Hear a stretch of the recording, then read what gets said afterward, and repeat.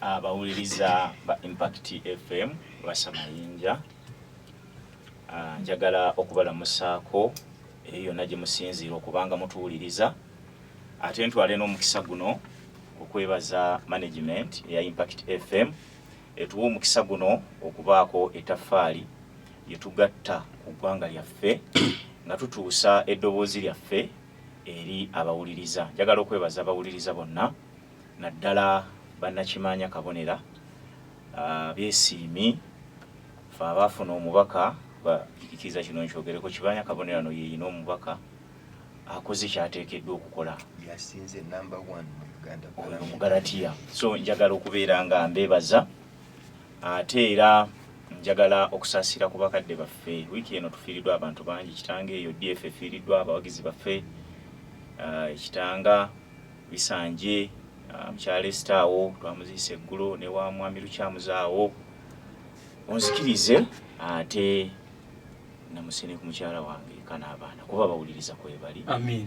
Siyinza butabalamusaako. N'abawagizi bange bonna abakimanya Kabonera kubanga nze meeya addako wakimanya Kabonera ate wa Democratic Front ekibiina ekigenda okukyusa eggwanga lino n'okuleeta enkyukakyuka ya namaddala. Ekibiina eky'omuti. Ekibiina eky'omuti. Omuvule. Neetaaga kino. Dr. Wanika yawe ekyokulabirako nti betuka mu bitundu ebyo ng'ekasaali kaganda bamubuulira ebizibu tebalina masanyalaze tebalina mazzi kati Abednego talina gyayinza kujja bintu ebyo katagenze mu gavumenti yawakati okubisakayo ate abalala bajja basaba obululu bagamba nti omuntu yenna yekulubbeesa ne Museveni ne baminisita be oyo temumulonda Sekeba wadyefu ntandise naawe sewo neyanzanye mwambwe kumbule okusooka ndi musanyufu gwe gusoose okulaba ku mwami Nnumba ono endabika yeeragira ddala nti ali mu kintu weene ali ne mu ONC wajetinamyalo. Kaakati okusooka ne mukadde wange ono mwami Lukyamuzo tusibuka ku kyalo kimu ali Essenyanzi ndi mutani w'omugenzi Masi ali Mukasa ediki newe senyeyo bukojja bwawo. Kaakati nze awo ensibukira ddala ku nsonga gyogeddeko okusooka mwambwe kumbule kansooka okutereezaamu abawuliza abaffe basobole okutegeera obulungi ensonga eno. Njagala kusooka kutereeza ensonga gyogeddeko n'oga nti bwe twali ekasaali omubaka yagamba nti tulina buzibu na mukulembeze okumusinkana obadde okyogedde nti tulina buzibu naye si buzibu naye tulina naye tulina bye tutakkaanya naye. Kakati naye wabaawo ensonga nga zeetaaga okusinkana omukulembeze w'eggwanga kubanga omukulembeze w'eggwanga alina obuvunaanyizibwa. Bw'aba atudde mu ntebe y'eggwanga tebayiye ng'omuntu ebeera ntebe ya ggwanga ate n'ensimbi z'akozesa zibeera za muwaaki wa musolo. Constitution gy'akoleramu yateekebwawo okulwa bannayuganda bonna n'olw'esi kululwe ng'omuntu. Kakati statement yo bwebanga yakoleddwa era ntuufu nnyo era njagala okugamba abantu bonna bw'obanga olowooza nti gavumenti eno nga tekyuse naye ng'ogenda bakulonde ogende mu parliament oweereze abantu naye nga gavumenti gy'olimu si eyiyo nga togenda kubaako kyogenda kuteesa na gavumenti obulimba bwennyini era kuwuddisa bantu togenda kusobola kubaweereza. Ekyo tekisobokera ddala kuba nze ndi mukulembeze naye ebintu bye tukola tubikola nga gavumenti. Weewaawo nyinza okuba nga sikkaanya na gavumenti y'ekibiina ky'NRM akubadde kutangaaza. Ensonga endala ku mulamwa okusinga gwe tubaddeko ogwa kaadi. Omanye ebiseera ebimu bannaffe otera okubasanga naddala ab'NUP mikwano gyange bw'oyogera ku bintu ebikwata ku kibiina kyabatuga gwe tuli wa kibiina birekera ab'ekibiina. Naye njagala okubategeeza nti ekibiina kyonna eky'ebyobufuzi kibeera kya ggwanga kubanga ne bwe kikwata obuyinza ffenna kiba kigenda kukola ki kutusaavinga. Ekyokubiri ekibiina ekyo ne bwe kibeera mu opposition tulina leader of opposition alina budget ne budget eyo gyakozesa fe abamu kubawo omusolo. N'olwekyo ekibiina ne bwe kiba kudda luvuganya gavumenti kiina mu ggwanga bye kisalawo era waliwo ebintu ebisalawo mu ggwanga nga gavumenti ebisazeewo lwa mbeera ya kibiina ekiri muki ekigivuganya. Twalabako wano Dr. Besigye we yalemera ku nsonga ngenda kujjawo omusolo gw'omutwe yemu ku nsonga ezaleetera gavumenti okujjawo omusolo gwaki omutwe. Kati kitegeeza nti influence eyo eba yaleetebwa ekibiina ekiri ku ludda oluvuganya gavumenti era tutera kuluyita ludda luwabula ki gavumenti. Kati kitegeeza nti gavumenti bw'ogiwabula waliwo byetwala naye waliwo nebyetakola ki. Kakati ebyo byetutte kitegeeza nti ekibiina ky'ebyobufuzi kyonna kiba kitukwatako. So njagala ekyo abawuliriza abaffe naye bannaffe abali mu bibiina ebyo bakitegeere. Bangamba n'enkola ya PDM yali ya DP mu gavumenti yagikopeeri. Ekyo sikyekakasa mami tukyamuzi yajja okutubulira yasinga okutegeera ennyo. Ate era obukulembeze bwonna bw'oba otutta entebe wabaawo byolaba mu manifesto z'abanno nga birungi n'obijjayo n'obyadoputinga ate n'osobola okubikozesa kubanga oba ogenda kuweereza muntu wa wansi.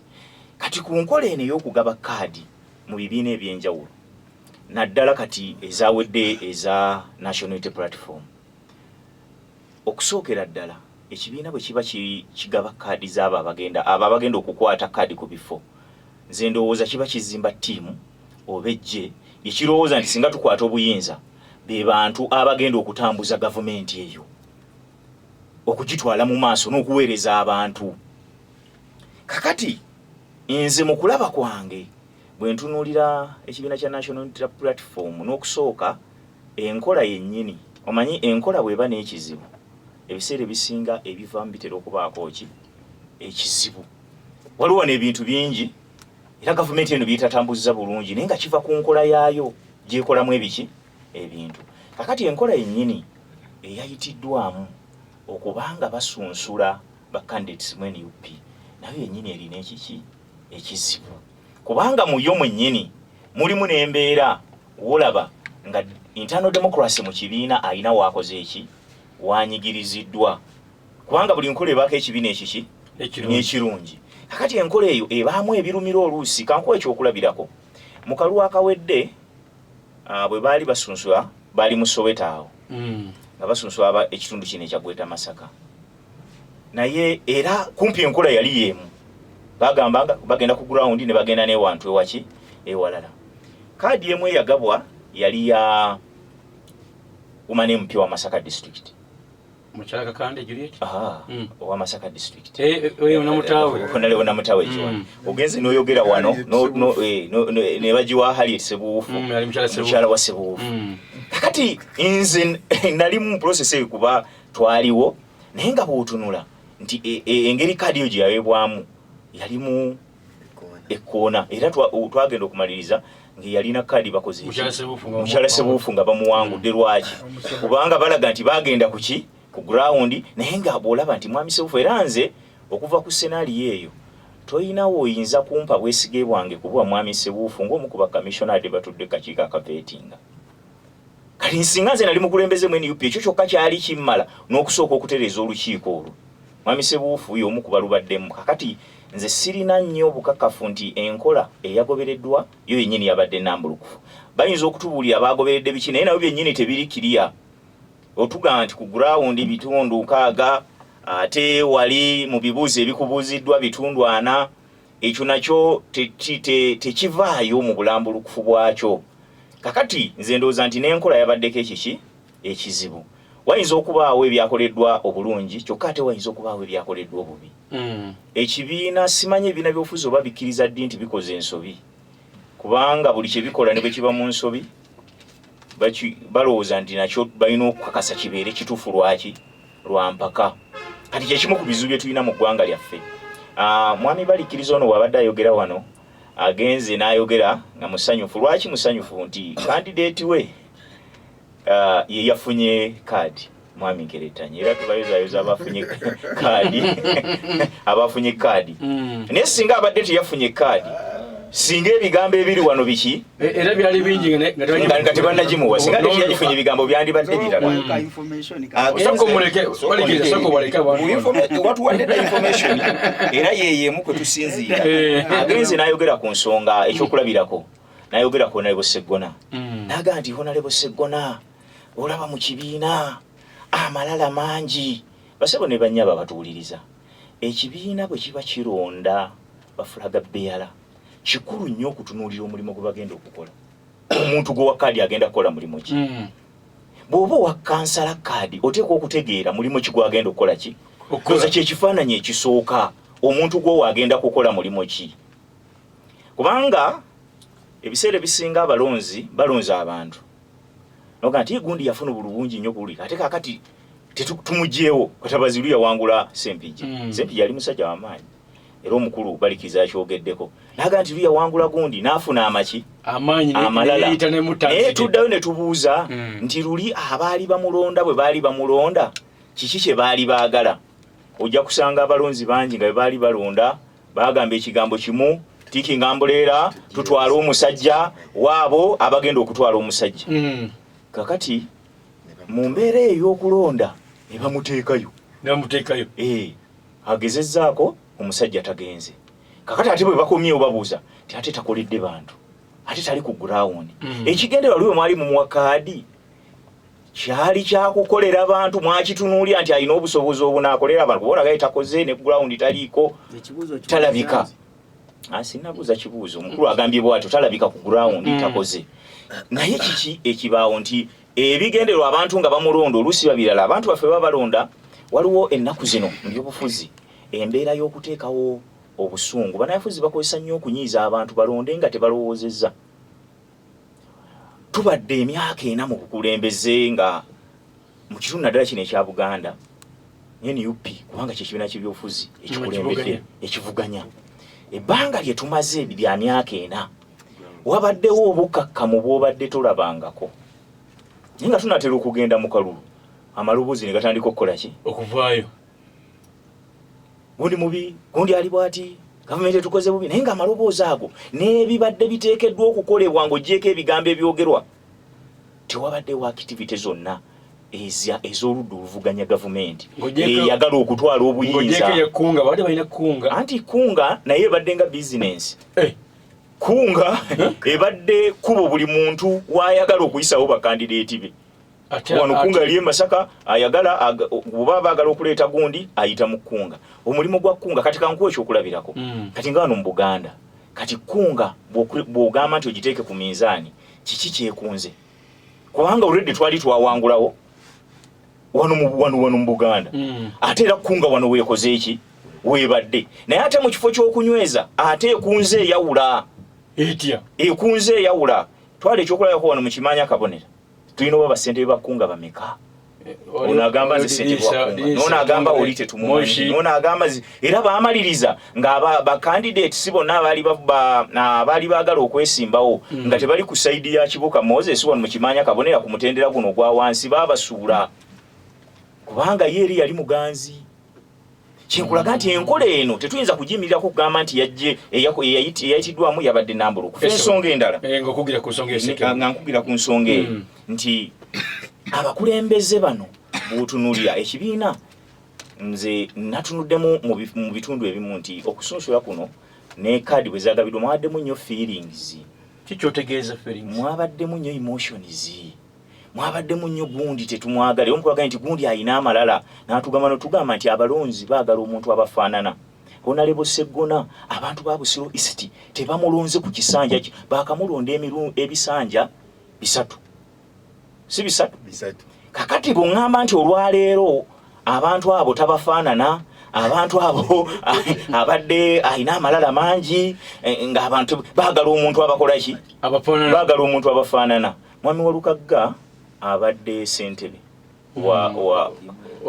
wa Kyengera era kyekisanja kyekikoze eki ekisoose kati omukulu andowoozesezza nti ekibiina bwe kyatunuulidde kyayagadde okuleeta omuntu afaanana abantu b'e Busiro naye bw'ogenda ku ground accordingly nti afaanana abantu b'e Busiro ensonga ya ground eyo eriko ebintu bingi kubanga tulabyeko n'abantu be bawa kaadi era ne babawangula kati gweyaga nti ground ewa tebaagikebera ekintu kye bayita ground kirala nnyo n'engeri bw'oba waakukikebera wabuuza baki kuba gwe bw'ojja katugeze ekyokulabirako wagabye kaadi wano bayinza okutuga nti twabuuza abantu kuba abantu batera okukola surveys oziwulira ne bagamba mu kitundu bw'ekiti twabuuza abantu bw'ekiti ne babalaga n'okubalaga naye kati information yo naga tekola ki nga teriwo. Nze ndowooza mwabaddemu embeera ey'okuwolera, mwaddemu feelings, waliwo ebitatunuliddwa mu bitundu ebimu si wonna.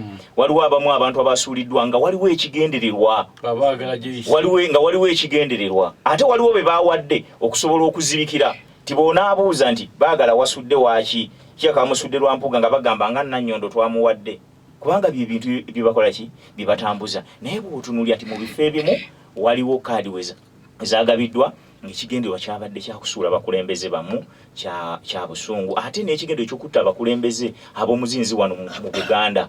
Bwe tuba tulwa njagala odde mu parliament abaka bwe gye bagenda waliyo ekintu bayita caucus. Njagala tuddeyo tutunulye singa abakulembeze tugeze Nuupu be yawadde kaadi nga bayiseemu bonna nga be batudde nga be bakola caucus ya Buganda. N'abakulembeze bwe abava mu bitundu ebyamambuka abava mu West nga bakoze caucus eya West ne bakola caucus eyamambuka ne batuula nga waliwo ddala ekintu eky'omuzinzi naddala mu mateeko ba kye twagala okuba nga tusikatuza waffe. Weebuza ekibuuzo nti ddala abantu abo bagenda kusobola okuba nga bajjayo. Naye nze ndowooza nti ekibiina kyawadde abantu bekirowooza nti mu bigendererwa baakyo ne mu kulaba kwakyo bo beebo abayinza okutuukiriza ebigendererwa byakyo. Neyanza nnyo muganda wange Ssekeba Joseph atuliriza amasimu. Twagala okubeebaza olw'eddoboozi bataddeko n'ebirowoozo byabwe birungi. Njagala okumaliriza nga ntegeeza omukulu ono nti akabonero ka DF muti ate ogw'omuvule.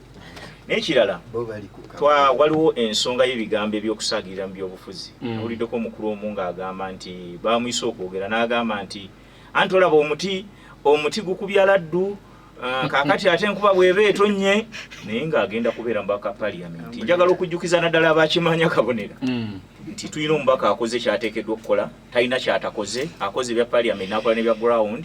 Omubaka Dr. Bedi Bwanika, omubaka omukyala waaliho Nabujuliet Kakande, wano Mathias Mpuga ali mu Nnyendo.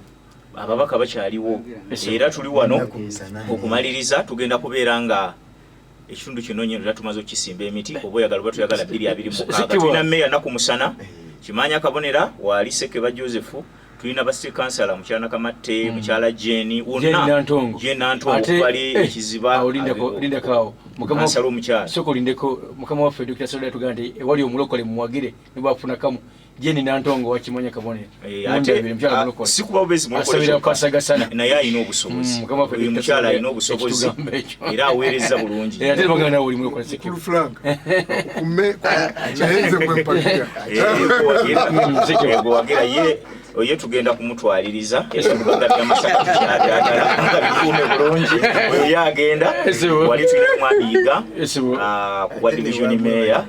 So nsaba abantu ffenna omuti ekyamazima Dr. Bedi talina avuganya omuti wano tegulina bavuganya. Tweyanziza